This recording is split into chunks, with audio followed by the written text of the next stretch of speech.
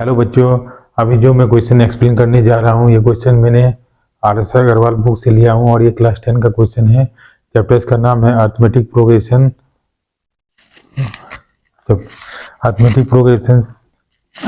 Exercise 11 है, question number 41 sorry, let's see the question number 41.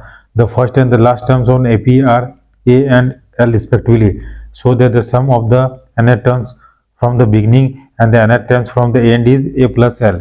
देखिए questions में क्या दिया हुआ है कि कोई अर्थमेटिक प्रोग्रेशंस का जिसका पहला टर्म्स ये लिया है और लास्ट टर्म्स L माना है। तो क्वेश्चन में बोल रहा है कि पहला टर्म्स का so that the sum of the nth terms from the beginning, मतलब nth terms from the beginning का सम और nth terms from the पीछे का सम, पीछे से from the and the nth terms from the end का जो सम होगा वो A plus L होगा। तो देखिए पहला क्वेश्चन को समझिए। तो देखिए nth terms from the beginning मतलब क्या हो गया, nth terms from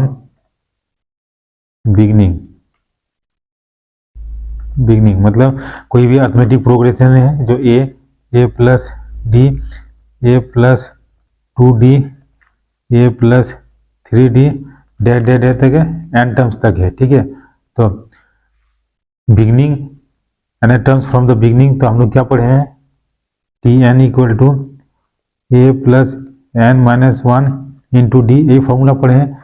देखिए इसका क्या कॉमन डिफरेंस सबका सेम है और पहला टर्म्स ये है और एन टर्म्स का जो हम निकालेंगे लास्ट टर्म्स का, तो क्या हो गया, जो value A plus N minus 1 into D, ये हो गया मेरा एक इक्वेशन।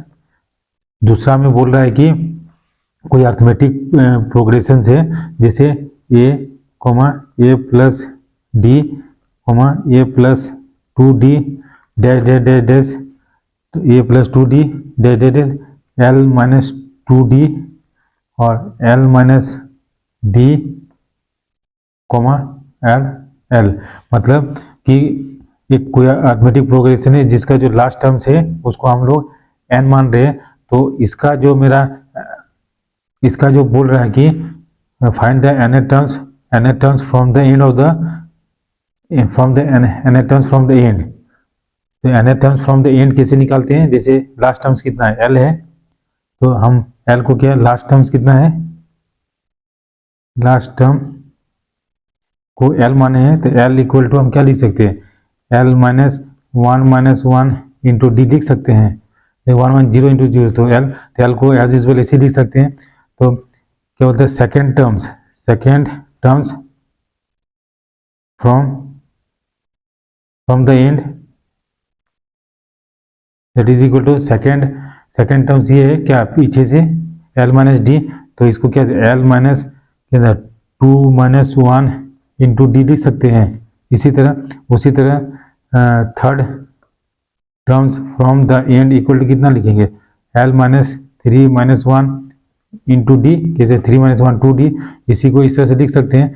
तो कितना डैश डैश करके हम क्या लिख सकते हैं, nth terms from the end, nth terms from the end is equal to कितना हो गया मेरा, ये एल हो गया, अब minus n minus 1 into d लिख सकते हैं। तो ये मेरा इक्वेशन 2 हो गया। तो बोलता है कि nth terms from the beginning और nth terms from the and का जो सम होगा वो a प्लस एल होगा। तो हम क्या करते हैं, ये दोनों को हम ऐड करते हैं, दैट इज इक्वल टू क्या लिखेंगे, that is a plus N minus 1 into d plus l minus 1 into d. Equation यहाँ पर लिख देते हैं, एडिंग इक्वेशन 1 एंड 2, ठीक है, दोनों को जोड़ देते हैं। अब देखिए ये पूरा टर्म्स कितना है, एन माइनस 1 इंटू डी, ये पूरा कैंसिल हो गया, तो मेरा क्या बचा, ए प्लस एल। तो क्या हो गया, sum of the nth terms from the beginning and the nth terms from the end is A plus L. तो यही मेरा प्रूव हो गया। So this is the solution of this question. Thank you for watching this video and have a nice